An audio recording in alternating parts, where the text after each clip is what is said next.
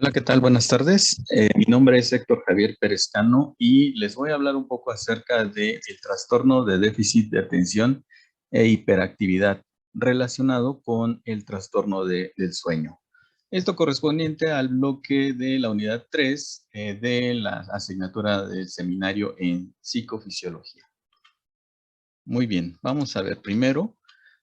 El trastorno de déficit de atención e hiperactividad es una categoría diagnóstica que se encuentra en el Manual Diagnóstico y Estadístico de los Trastornos Mentales de la Asociación Estadounidense, que todos conocemos como el DSM-4 y que, bueno, la versión más reciente es el DSM-5, en donde pues se encuentran las características de este trastorno. Existe un equivalente que es muy utilizado en Europa, es, se conoce como el trastorno hipercinético y es el equivalente al TDAH.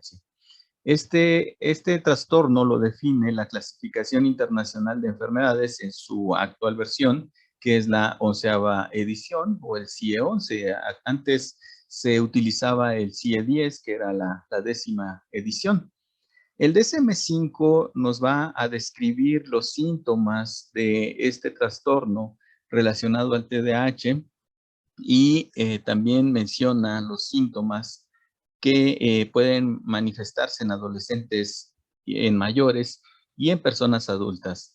Entonces, el DSM-5 es una actualización de este trastorno donde viene mucho más detallado el comportamiento de las personas que presentan este tipo de trastornos. Ahora, este manual, el DSM-5, nos va a indicar todas las características del el TDAH.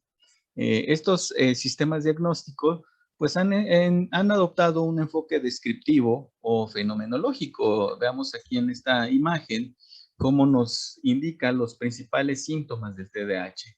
La hiperactividad, en la que las personas o los niños, porque es muy común diagnosticarlo en niños, se mueven en momentos en los que no resulta oportuno, hablan en exceso, hacen ruidos constantemente, tienen una falta de atención, tienen dificultades para finalizar sus tareas, les resulta complicado escuchar, seguir instrucciones u órdenes. También se distraen con facilidad y la mayoría de las veces no terminan lo que comienzan.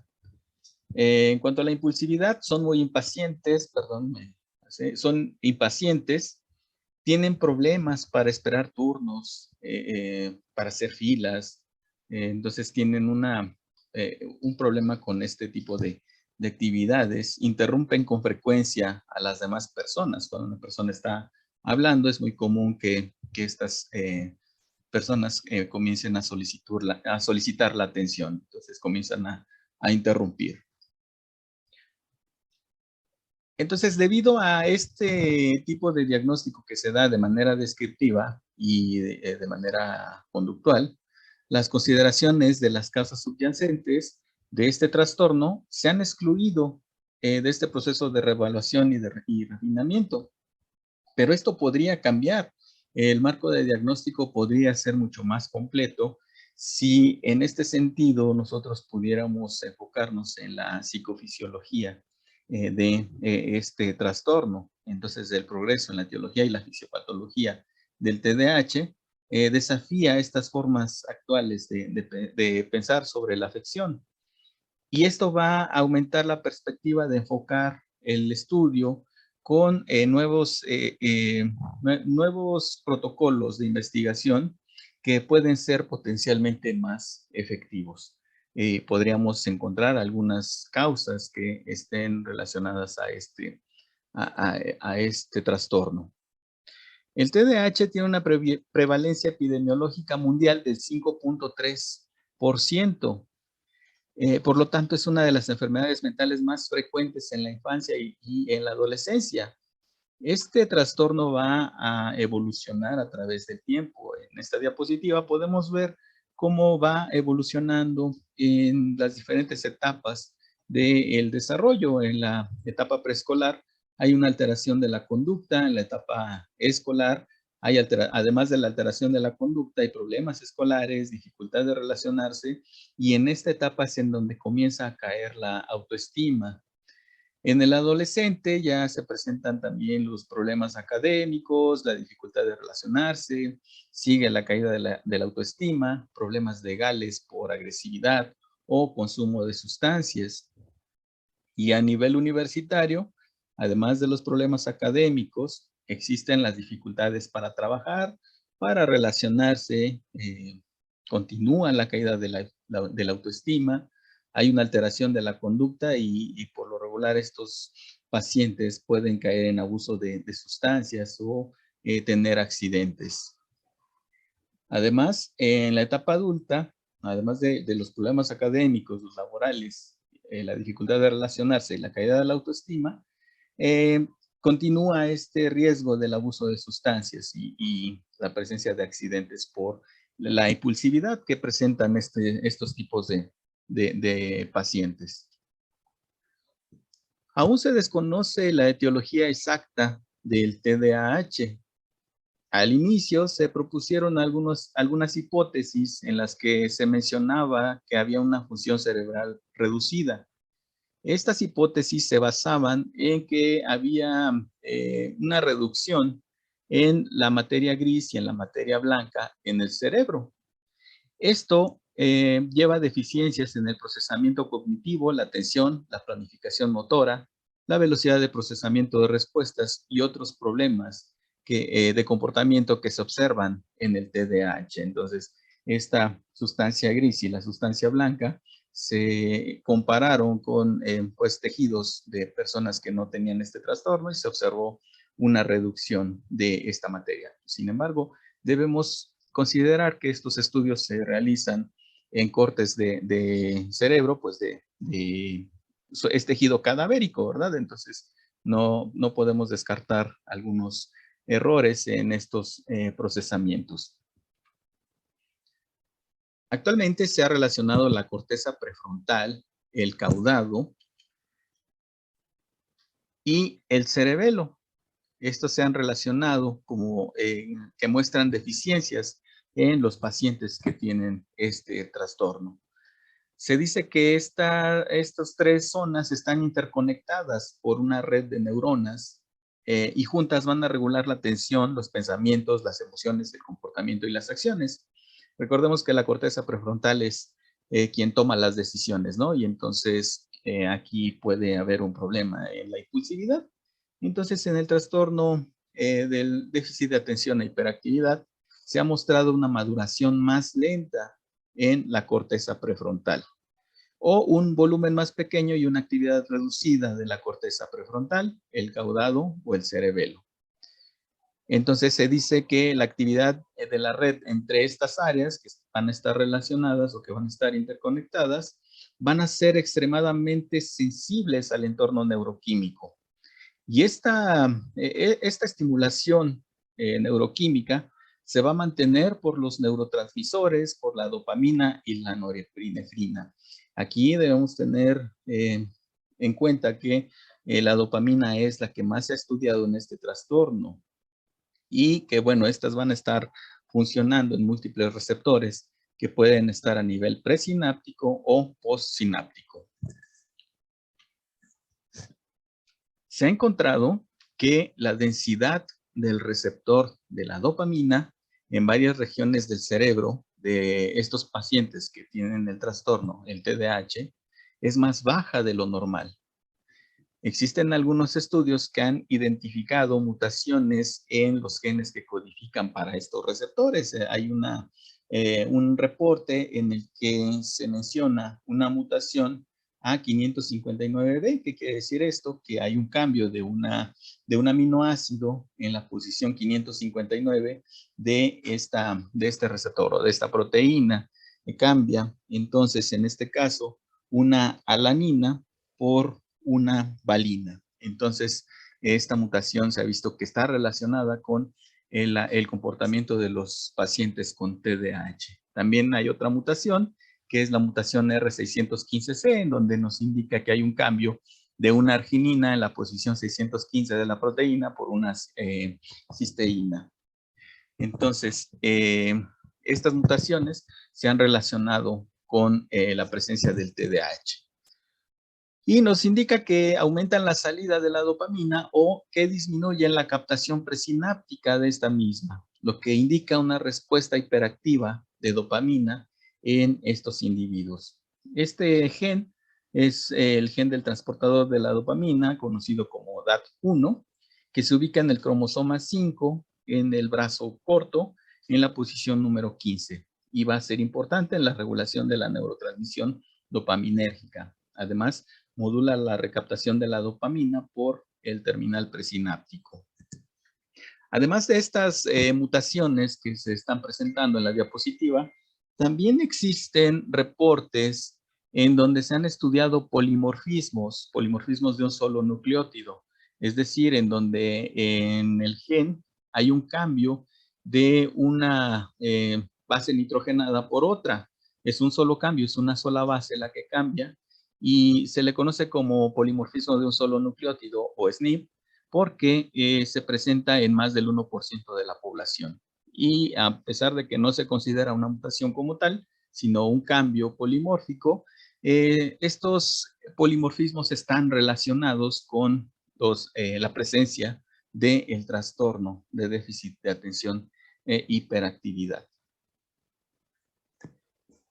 Uno de los problemas más frecuentes que se ha visto en los pacientes con trastorno de déficit de atención son los trastornos del sueño, y se han reportado tasas del 25 al 55% para problemas subjetivos del sueño y del 73 al 78% para las fases del sueño y trastornos del ritmo circadiano de sueño-vigilia.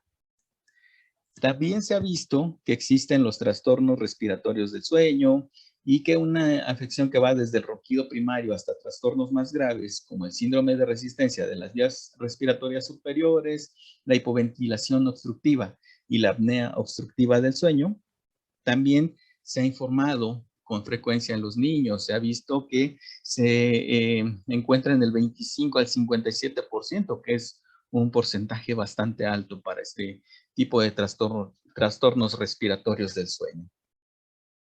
Esto lo hace más interesante porque podemos comenzar a estudiar esta parte o esta área, ¿no? del trastorno de sueño en pacientes con TDAH.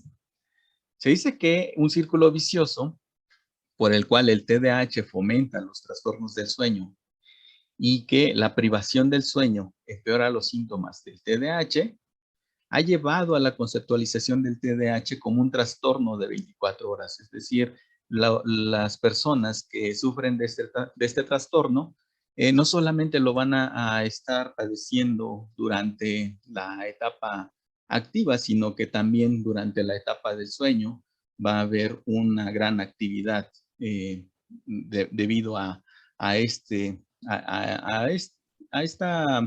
digamos, actividad de los neurotransmisores.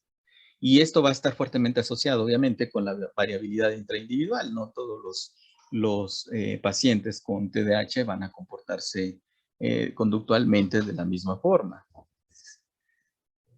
En un estudio que realizó Biancardi en el 2021, él realiza un metaanálisis, es decir, busca en la literatura una gran cantidad de artículos, realizó un análisis en donde pues los parámetros fueron equivalentes, es decir, los estudios que midieron más o menos lo mismo para poder hacer una comparación, y entonces en su estudio solamente evaluó 23 parámetros de patrón alternante cíclico, 4 parámetros de potencia del electroencefalograma del sueño y un parámetro de grafoelementos del sueño a través de 29 metaanálisis. La actividad de onda lenta en el TDAH fue significativamente mayor en la primera infancia y menor en la niñez, en comparación con los controles. Y hubo un punto de inversión a los 10 años. Entonces, primero fue una onda lenta y a los 10 años se aumenta esta onda SWA. La tasa total del patrón alternante cíclico y el índice A1 en el sueño de la etapa 2, en donde está la etapa de movimientos oculares no rápidos o NREM, y la tasa PAC-A1 en el sueño NREM fueron significativamente más bajos en los pacientes con TDAH que en los controles. Los cambios en esta onda SWA y PACA1 son, por lo tanto, posibles marcadores de maduración cortical alterada en el trastorno de déficit de atención e hiperactividad. Esto es consistente con los déficits neuropsicológicos que van a caracterizar al trastorno. Probablemente esto fomente la detección más temprana de condiciones de riesgo más leves e intervenciones terapéuticas más personalizadas, es decir, en un futuro podríamos revisar un pues, electroencefalograma para ver el comportamiento de un paciente con TDAH y ver el trastorno del sueño y poder tomar algunas medidas de tratamiento. Incluso ya existen algunas técnicas de neurofeedback en donde se puede buscar que el paciente sufra menos de este tipo de trastornos del sueño. El siguiente estudio fue realizado por DEDEA en el 2018 y es un estudio bastante interesante. En este caso, se realizó un estudio analizando las características del espectro de potencia del electroencefalograma. Esto se realizó durante los eventos del uso del sueño en niños con TDAH. En este caso se analizaron los electroencefalogramas de 8 niños con este trastorno y se compararon con 7 niños control. El estudio fue pareado por edad. La edad promedio fue de 8.75 más menos 0.46 años para los pacientes y para los controles de 8.71 más menos 0.95 años. Esto se realizó en el Hospital Infantil Burlo Garofolo de Trieste.